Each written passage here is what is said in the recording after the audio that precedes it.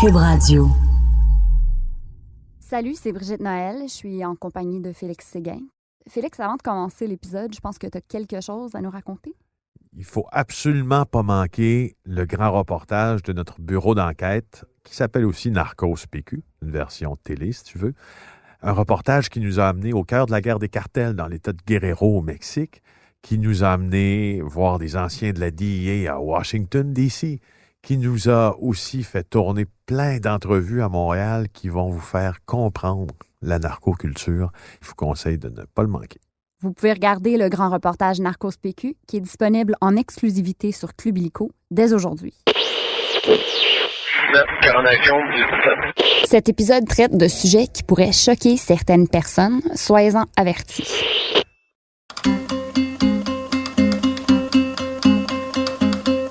La dernière fois où on a effectué une saisie aussi importante d'héroïne, ça remonte à 2014. Alors, nouvelle saisie de drogue. 80 000 doses d'héroïne. Cette présence accrue de fentanyl. Les cartels de la drogue mexicains sont très bien implantés à Montréal. Je m'appelle Brigitte Noël, je suis journaliste au bureau d'enquête de Québécois. Et moi, je m'appelle Félix Séguin, puis je suis journaliste au même endroit. Saviez-vous que le Québec est la terre d'accueil de plusieurs des plus gros trafiquants de la planète? Savez-vous qui ils sont? Narcos PQ. C'est là qu'on va les découvrir.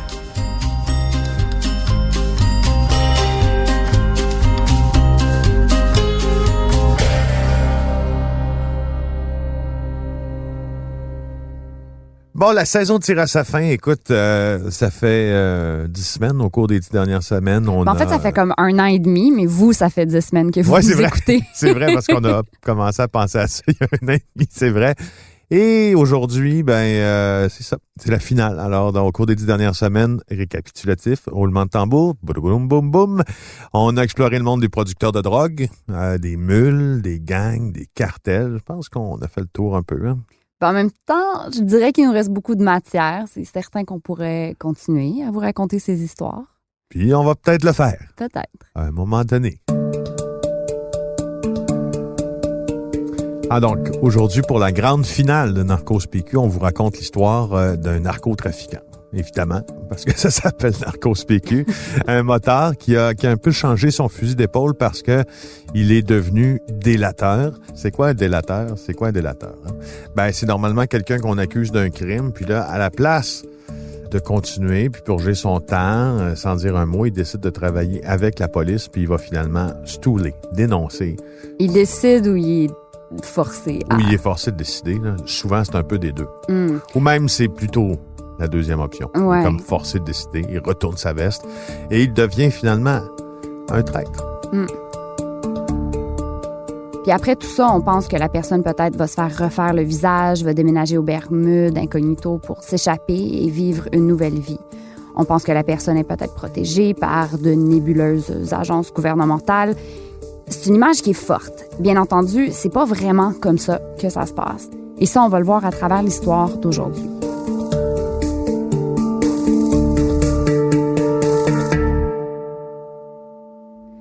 L'homme qu'on a rencontré pour l'épisode d'aujourd'hui assume une fausse identité. Il a un faux nom, il vit une vie très isolée, cachée. Et puis organiser l'entrevue avec lui, ça n'a pas été super évident. Parce qu'en devenant délateur, en se tournant contre sa bande de motards, cet homme s'est mis en danger. Il doit maintenant se cacher. On ne pouvait pas aller chez lui le trouver parce qu'on ne peut pas savoir où il habite. Et lui doit faire extrêmement attention quand il sort en public parce qu'il est constamment en danger. Quand tu marches dans la rue, est-ce qu'il faut que tu modifies un peu ton apparence, tu portes un hoodie, je sais pas comment... C'est un petit peu dur à décrire, ça rend un peu vulnérable, mais disons que je change d'aspect constamment. Qu'est-ce qui se passe en ce moment dans ta vie? Rien, j'ai une vie d'ermite. Toujours peur des représailles, autant des criminels, autant que des policiers, parce que je comprends maintenant des deux côtés. Ce délateur s'appelle, ou du moins, il s'appelait Sylvain Baudry. Ce n'est plus son nom aujourd'hui. C'est un ancien moteur des Rock Machines, qui sont devenus les Bandidos, qui a été forcé de fournir des informations aux policiers. C'est en partie grâce à lui que la fameuse guerre des moteurs s'est terminée. Les Hells Angels sont les motards criminels les plus redoutés de la planète. Au Québec, la guerre qu'ils ont livrée à leurs rivaux, les Rock Machine, a fait plus de 150 morts entre les années 1990 et 2000. Bon, la guerre des motards, c'est probablement l'épisode criminel le plus important du siècle dernier au Québec. Qu'est-ce que c'était que la guerre des motards? C'est assez simple. C'est qu'à un moment donné, sous l'influence de Maurice Momboucher, Qui était le chef de guerre des Hells Angels, fondateur du chapitre des Hells Angels nomades du Québec, les Hells Angels ont voulu contrôler tout le marché de la drogue à travers toute la province de Québec. Et là, il s'est créé une forme d'alliance. Il y avait le Dark Circle, le clan Pelletier, les Rock Machine, les Palmers, les Devil's Disciples, qui se sont regroupés au sein d'une même alliance pour essayer de forcer la main, si tu veux, aux Hells Angels, pour eux aussi avoir leur territoire de drogue, mais ça n'a pas fonctionné comme ça. Métal sur métal, la prophétie, si tu veux, des Hells Angels qui se disait « Voilà, on va tout contrôler », a finalement réussi à se produire. Mais ça a coûté la guerre des motards, les bombes dans les bars de Montréal, Il y avait vraiment les des bombes, assassinats, il y avait des bombes, il y avait des incendies criminels. C'était la véritable guerre. Les Hells Angels se promenaient escortés de clubs de motards associés avec des gardes armés. Les Rock Machine, de leur côté, devenus Bandidos, groupe duquel faisait partie notre invité, faisait la même chose, mais il était beaucoup moins fort. Il y avait un rapport de force qui n'était pas du tout en faveur des Rock Machine et des Bandidos, aussi bien que, bon, on considère qu'ils ont perdu cette guerre-là parce qu'aujourd'hui, les Hells Angels contrôlent le trafic de stupéfiants dans toute la province du Québec. Mais si je comprends bien, la mafia italienne est intervenue, puis c'est eux qui ont réussi à un peu calmer la cohue. En fait, là, c'est Vito Rizzuto qui a réussi pour une grande partie à calmer le jeu. Donc, tous les criminels, si tu veux, là, de bonne envergure de Montréal, doivent continuer à faire leur trafic pour en arriver à survivre, parce qu'ils vivent de ça. Donc ça, il savait que c'était important pour le dénouement de la guerre, puis il l'a, entre autres, négocié. Mais il savait surtout, lui, ça, que c'était pas bon pour les affaires. Donc, c'était dans l'intérêt de Vito Rizzuto et dans l'intérêt de tous, d'ailleurs, de stopper cette guerre-là qui, avant d'être très coûteuse en vies humaines, était surtout très coûteuse pour les affaires. Parce qu'une guerre de narcotrafic comme ça, en pleine visibilité, c'est pas bon. Ben, ça attire la police. Puis si ça attire la police, ça attire les boss et puis les descentes anti-drogue. Et puis là, tu perds l'argent. Sylvain Baudry aussi a joué un rôle important dans la fin de cette histoire, la fin de cette guerre. Mais comme on l'a entendu tantôt, la vie actuelle de Sylvain Baudry, qui doit se cacher, qui a un faux nom, qui est isolé, sa vie n'est pas très, très rose. Mais comme vous allez l'entendre, le début n'était pas très cool non plus.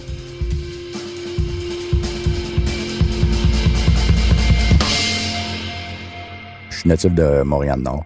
J'ai pas mal toujours habité dans ce coin-là. Quand j'étais plus jeune, ça a commencé chez Chapbaudot un petit peu.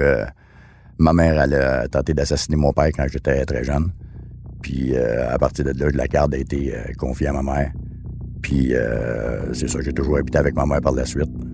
Puis j'ai eu des problématiques pendant que j'étais jeune. Là, j'avais de la misère à accepter l'autorité. Je me suis ramassé en centre d'accueil à l'âge de 12 ans, puis j'ai sorti à 18 ans. Est-ce que c'est un endroit, c'est des centres d'accueil où on apprend un peu la criminalité, tu dirais? Oui. Beaucoup, oui. Parle-moi-en un peu. Ben, c'est pas mal tous des jeunes qui ont des problèmes familiaux à plus ou moins gros degré, puis c'est ça. Ben, c'est comme une mini-école du crime, là, si on peut dire, là, une mini-prison. Début de ma vingtaine, là, j'ai commencé à trafiquer des stupéfiants, oui. C'était quoi, à ce moment-là, trafiquer des stupéfiants? Je travaillais pour une personne, puis que lui avait plusieurs piqueries. Puis c'est ça, j'étais un vendeur dans les piqueries pendant plusieurs années, là.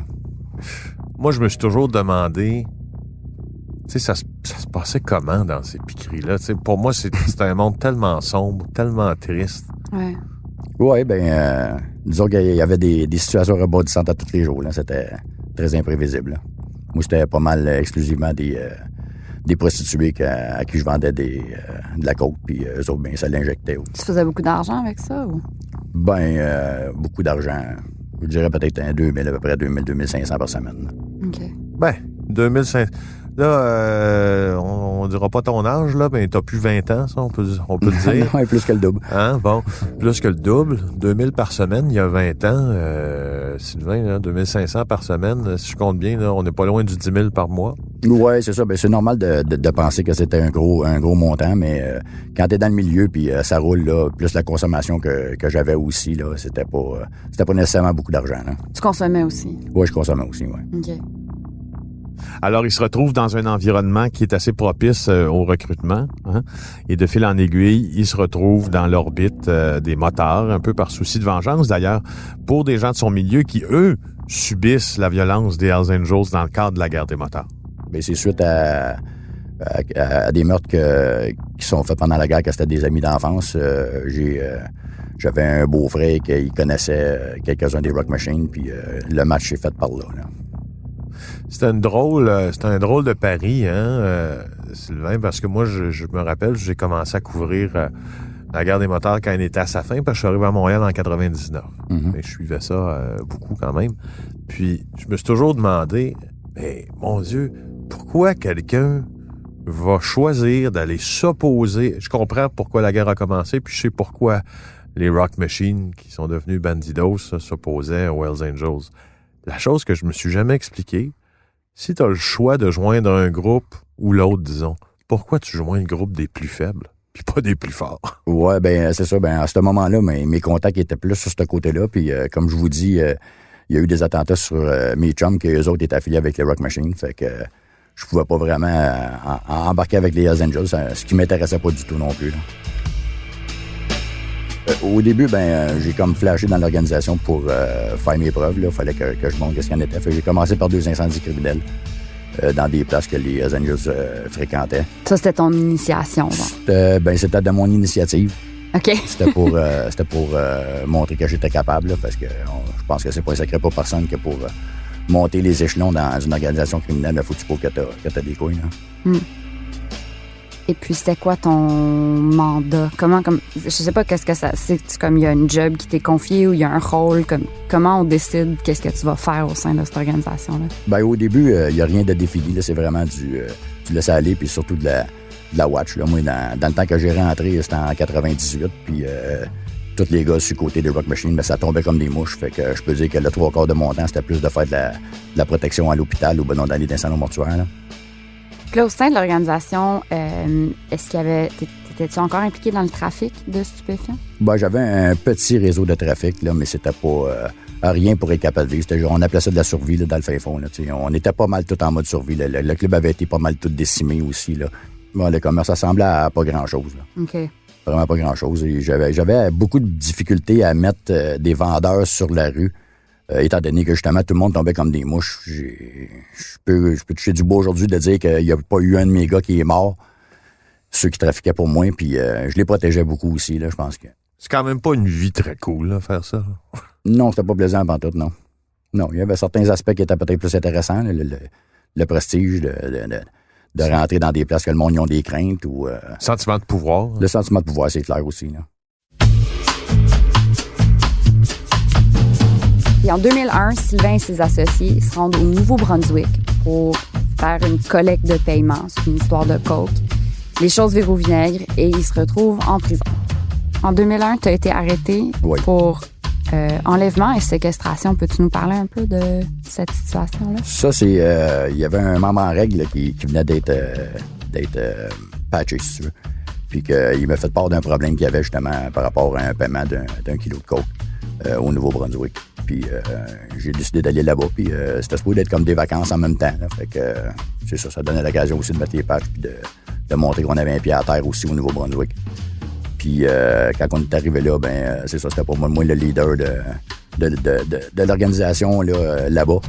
Puis j'étais allé tirer au clair les réponses que j'avais besoin d'avoir là, pour le paiement qui n'avait pas été fait avec l'autre full patch qui était avec moi à ce moment-là. Mais c'était nouveau. Puis c'est ça, il y avait une personne qui avait fait des menaces à un de mon organisation là-bas.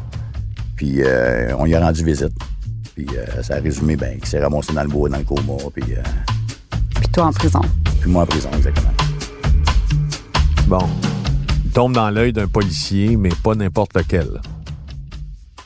parce que j'ai été collé à l'infirmerie par Benoît Roberge, des policiers de Montréal, Benoît Roberge, Jean-Pierre Pelletier et compagnie. Benoît Roberge, on va en parler plus tard, mais il faut savoir que c'est un policier, un ripou, un flic qui acceptait de collaborer avec les motards. Ça, c'est pas notre opinion, ça a été prouvé en cours. Ah, c'est pas notre opinion du tout. Il a été accusé, reconnu coupable, sentencé, tout ça. Bon.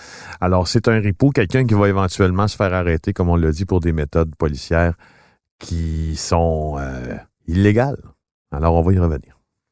Ça, quand je les ai reconnus, là, j'ai dit que c'était pas de cette façon-là que je voulais les voir. C'était vraiment juste parce que je voulais plaider coupable, puis je lâchais prise des motards parce que vu qu'ils m'avaient laissé tomber, mais dans le fin fond, qu'ils mangent de la merde.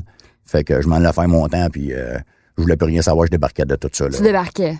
Exactement. Puis eux ont saisi là-dessus, puis ont dit, OK, mais tu vas jouer pour Non, c'est vraiment plus de jouer sur ma vulnérabilité. Là. Okay. En me collant à l'infirmerie, puis en laissant voir un co-détenu que je les vois, déjà là, ça sème le doute. Puis quand t'es rendu au niveau où j'étais rendu, le doute que tu puisses parler, à partir de là, c'est sûr que ta vie est en danger. Là. Au moindre doute, c'est sûr que tu tombes. Là. La technique d'enquête est simple, c'est tu sèmes le doute, puis un coup le doute est semé, le gars, faut qu'il pédale. Fait qu'il y a deux choix, soit qu'il disparaît ou soit qu'il s'en va avec eux autres. Là.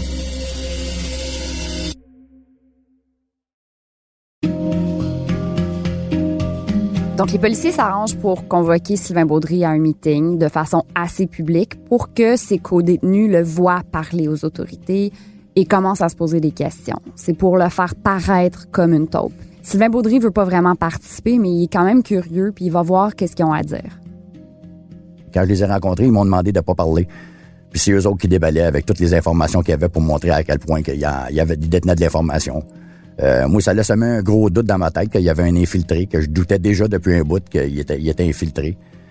Puis, selon les informations qui sortaient aussi, ça a confirmé que celui qui l'avait fait rentrer dans l'organisation, lui ici, collaborait. Alors, je pense que les carottes étaient cuites. C'était un membre qui était bien influent aussi, là, fait que... Ces gens-là, ils sont calculateurs, hein? Les motards, puis les gens qui vivent dans la grande criminalité. Donc, en parlant aux policiers... Sylvain Baudry a constaté à ce moment-là qu'il y avait comme beaucoup d'informations sur le club, sur les Bandidos. Donc, lui, son équation avec tout ça, c'est de dire qu'il y a sûrement déjà un agent double qui travaille au sein des Bandidos, une taupe, bref, dans son propre groupe. Donc, il a lui-même, dans un piège aux policiers, il faisait semblant de leur donner de l'info compromettante sur le membre qui soupçonnait être l'agent double pour qu'il voit si ces policiers-là étaient pour s'attaquer à son frère.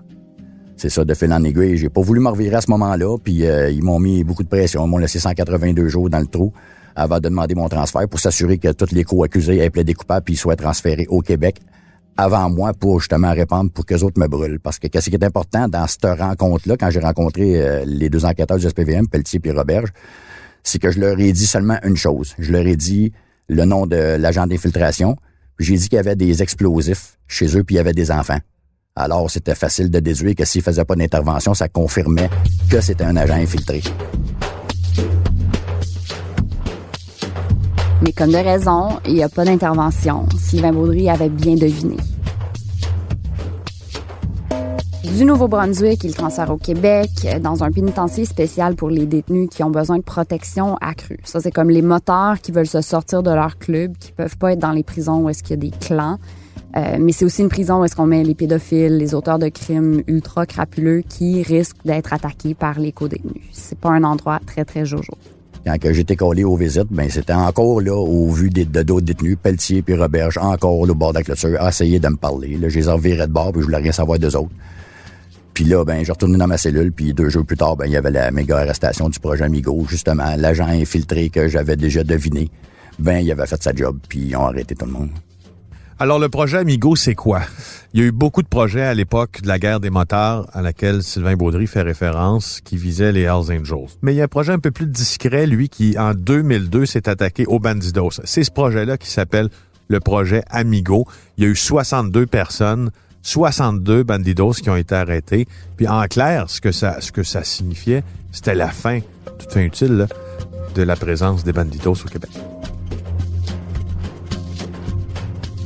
Donc, après tout ça, Sylvain Baudry n'a plus vraiment d'options.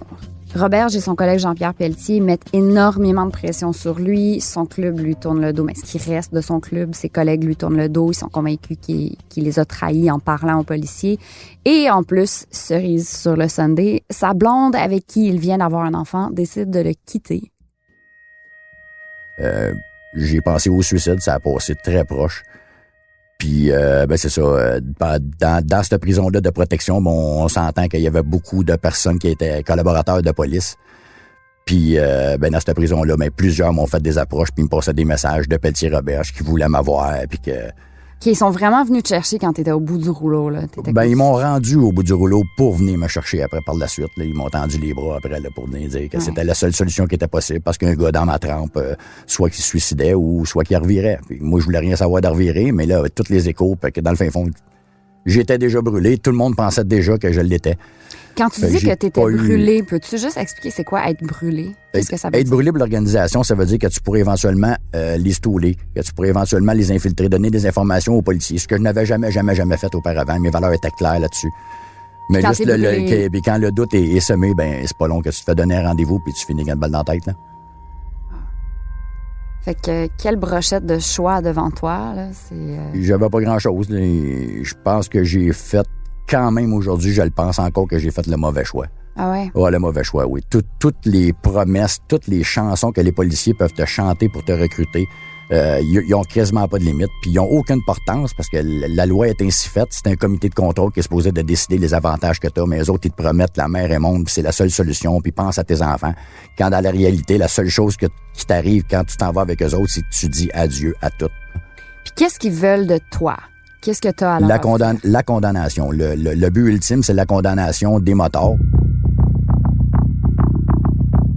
C'est fou, ils pensent avoir fait le mauvais choix. Parce que quand t'es délateur, nous, on a l'impression que c'est par souci de t'amender, par souci de te repentir, puis de vivre une autre vie. Alors lui, il dit qu'il a fait le mauvais choix en collaborant avec la police parce que je sais pas pourquoi. Nous, on pense que c'est une grande réussite, puis plusieurs le pensent aussi. T'sais. Mais lui, c'est par principe. Tu fais pas ça. C'est ça. Mais peux-tu m'expliquer un peu comment exactement il a aidé à mettre fin à la guerre des motards? C'est bien simple. C'est que lorsqu'il est arrêté et puis lorsque le projet Amigo survient, c'est sûr que si tu as une lutte entre deux importantes factions, Hells Angels d'un côté, Bandidos de l'autre, si t'aides à mettre à terre l'une de ces factions-là, on ne peut plus parler de guerre. Il n'y a plus personne pour se battre. Mais il a joué un rôle important dans l'arrestation, puis je pense qu'il faut démêler ça parce que même moi, ça porte encore à confusion. L'histoire de Biff Hamel, puis de l'assassinat de Biff Hamel, qui était le bras droit de Mom Boucher. Qu'est-ce qui s'est passé avec ça? Il était pas là. Mais ce qu'on sait, c'est que Normand Biff Hamel sortait du centre pédiatrique avec son enfant et qu'il y a des membres des Banditos qui savaient qu'il était pour être là à ce moment précis. Ils l'attendaient à la sortie et on l'a abattu à ce moment-là. Devant sa famille. Devant sa famille. Il manquait un indice de corroboration, si tu veux, là, si je simplifie beaucoup, aux policiers pour savoir ce qui s'était passé ce jour-là. Ce qu'on savait, c'est que Normand Biff Hamel portait des bottes de cow-boy et quand il s'était fait attaquer, si tu veux, il avait glissé. OK. Sylvain Baudry, lui, membre des Banditos, connaissait cette information-là. Donc, s'il la connaissait, il pouvait l'avoir entendue de qui? De plusieurs personnes, entre autres. De l'assassin. De l'assassin, qui était Tony Duguay. Alors voilà, c'est le genre d'information qu'il a livré à la police, qui a permis l'arrestation de Tony Duguay pour meurtre, et le procès pour meurtre de Tony Duguay aussi. Mais qu'est-il arrivé à Tony Duguay après? Bon, en décembre 2006, Duguay a été reconnu coupable de meurtre prémédité, donc prison à perpète sans possibilité de libération conditionnelle avant 25 ans. Mais là, en décembre 2016, la Cour d'appel annule le verdict de culpabilité de Duguay. Pourquoi? Parce que Sylvain Baudry commence à décider de virer une autre fois sa veste, on pourrait dire. Alors là, Sylvain Baudry annonce que l'information qu'il y avait sur Tony Duguay, il l'avait obtenue de Benoît Roberge. Ouais. Ce qui pourrait vouloir dire que les policiers lui ont comme planté de la preuve devant lui pour que ça corrobore une version des faits qui était à leur avantage pour faire condamner Duguay. Mais parce que, OK, dis-moi si je comprends bien. C'est que Sylvain Baudry il a entendu des rumeurs que c'était Tony Duguay, puis il était pour témoigner. Et là, quelqu'un lui a donné un laptop pour se préparer pour son témoignage. Et dans le laptop, il y avait tout un CD avec toutes les preuves. Ouais. Alors lui, il a pu consulter tout le dossier de preuves. Alors là, il y avait des informations qu'il n'aurait pas pu savoir autrement. Et ça l'a fait paraître comme un témoin à qui on avait fait des aveux, pour de vrai. C'est ça? Ça ressemble pas mal à ça, t'es, comme on dit en français, dead on.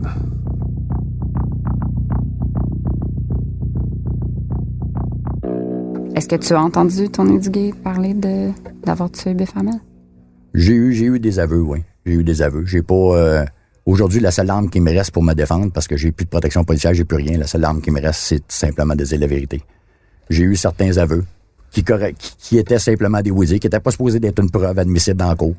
Donc, les policiers seraient prêts à mentir, seraient prêts à trafiquer un peu la réalité. Ah, clairement. Planter des preuves, donner des adresses dans le temps de guerre pour qu'il y ait des meurtres qui se commettent, puis faire assemblant de rien, même de regarder qu'est-ce qui s'est passé après qu'il ait donné ces adresses-là.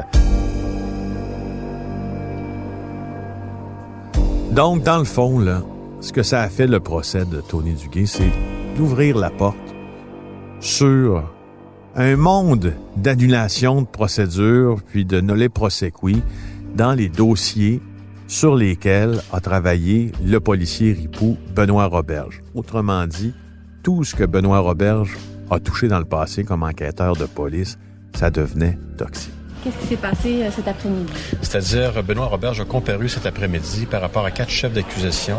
Il y en a 2 qui ont trait à des actes criminels commis au profit d'une organisation criminelle ou en rapport avec une organisation criminelle.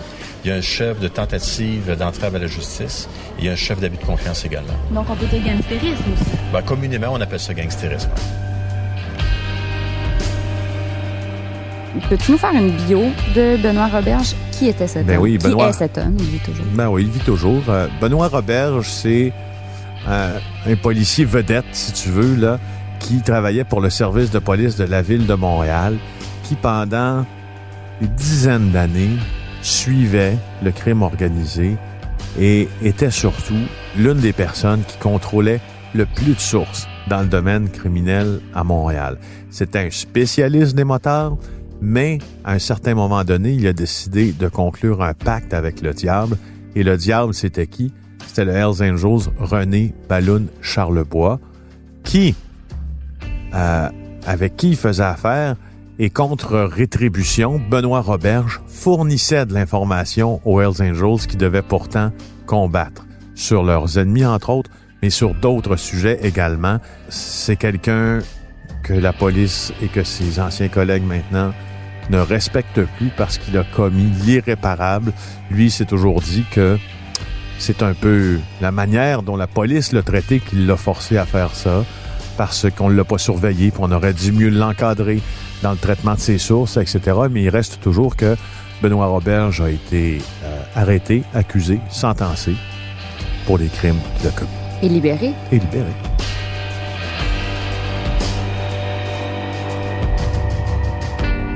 Quand il y a eu l'arrestation de Robert, je pense que j'avais gain de cause. Puis j'ai profité de cette opportunité-là aussi pour me défaire de leur emprise. Mais au bout de la ligne, je vais rester target pareil, puis j'ai aucun support de l'État dans aucune sphère de ma vie. Là. Parle-moi justement de la manière dont la police, la justice, traite les gens qui ont décidé de donner des informations, qui ont passé une entente. Dans ton cas, c'est une entente qu'il y a avec le ministre de la Justice. C'est un contrat avec toutes les entités. Là. C'est ça. Alors, parle-nous du traitement. Parle-nous d'abord, quelles promesses on t'avait faites et puis qu'est-ce qui a été réalisé ou non? Des promesses, en veux-tu, il y en a. Ça, c'est sûr qu'ils te promettent n'importe quoi. Puis, comme? Que je vais être bien, de penser à mes enfants, regarde, on a à page depuis tant d'années, puis ça va-tu bien, tu n'entends pas parler, toutes des... C'est tout de la merde. C'est complètement tout de la merde. Puis après ça, par l'emprise des policiers, pendant le temps que tu es sous leur protection, ils se servent de tout pour te mettre trop de la pression, toujours... Si t'es pas protégé, ben les libérations conditionnelles vont révoquer ta libération, alors tu vas retourner toujours en prison. C'est toujours des propos menaçants comme ça, là, que tu peux pas voir ta famille, tu peux pas voir tes enfants, t'es obligé d'abandonner tout. C'est déchirant de l'intérieur de voir tes enfants grandir, puis tu peux pas être là. Parce que là, toi, t'as plus de contact avec ta famille? Je n'ai plus, j'ai pas le droit. Quand t'embarques dans la protection, il faut que tu coupes tout lien. Parce qu'il y a quelque chose qu'il faut pas se cacher, c'est qu'un délateur, c'est un pourri, c'est un sale, c'est un rat. OK? Puis ce non-respect-là du milieu de la criminalité, c'est le même modus operandi au niveau des policiers. Les policiers, un coup t'as parlé, t'es un pas bon, t'es un rien. Alors, quand les policiers tombent dans leur giron en tant que protection, ils te traitent en tant que tel. Toujours de la pression, toujours de la menace. J'avais plus peur des policiers que des bandits. As-tu quand même une fierté d'avoir été l'un des acteurs qui a mis fin à la guerre des motards, qui est quand même une guerre qui fait partie d'une des époques les plus sombres de notre histoire récente là, au Québec? Ben, il y aurait certaines personnes peut-être qui en tiraient un prestige. Je n'ai jamais prôné les valeurs des délateurs, puis aujourd'hui, j'en ai encore honte.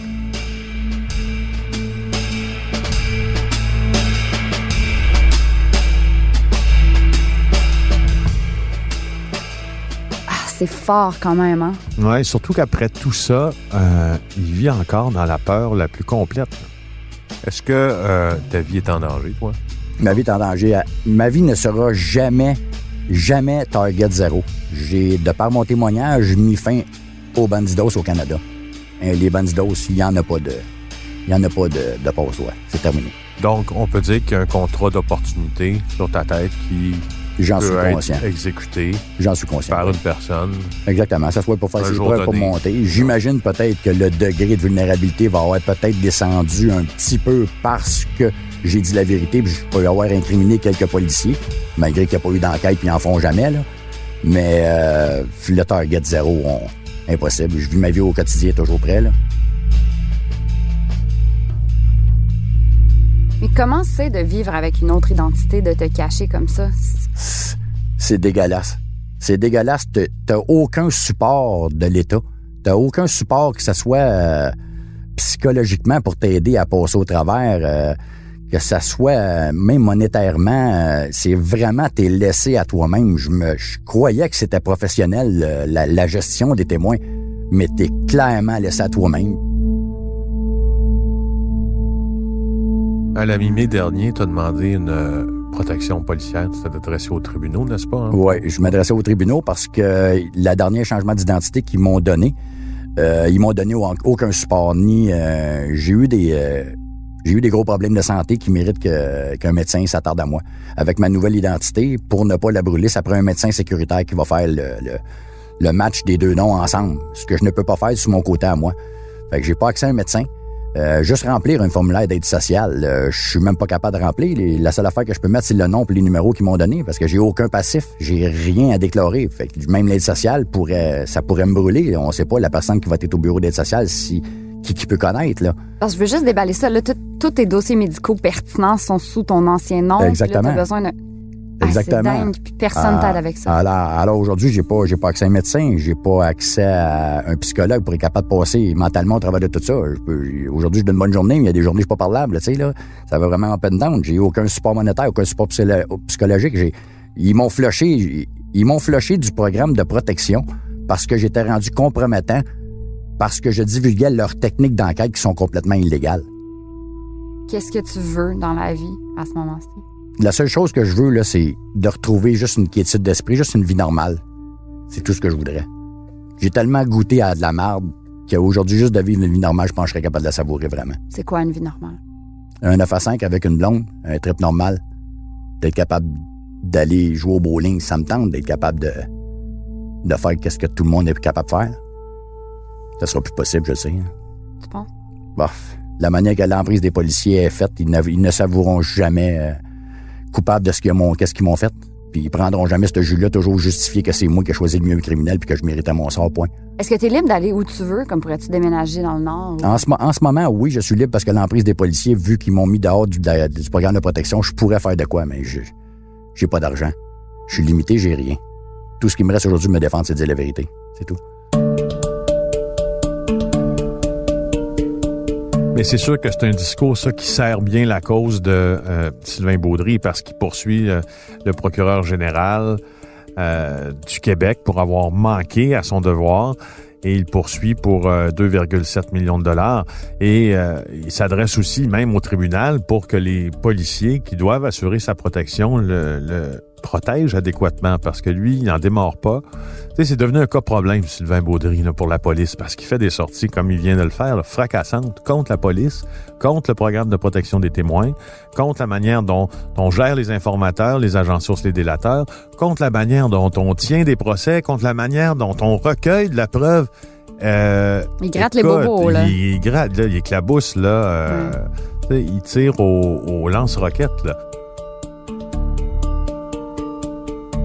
La position du SPVM versus la position de Sylvain Baudry, parce que c'était le SPVM qui devait le protéger, c'est difficilement réconciliable dans le sens où l'affaire Benoît Roberge nous a prouvé qu'on pouvait bidonner un peu de la preuve, si tu veux, dans certaines enquêtes pour arriver à nos fins. Le scandale des affaires internes à la police de Montréal nous a prouvé également que les policiers eux-mêmes, quand ils enquêtaient sur d'autres policiers, étaient prêts à aller extrêmement loin. Parce que t'as beau avoir le gun, mais il faut que tu aies la confiance aussi du public. Il faut que quand la police te voit, tu aies la certitude que leur travail est bien fait. Et ce que Sylvain Baudry vient faire, c'est d'ébranler cette certitude-là chez nous, dans le public, puis même dans les rangs policiers aussi.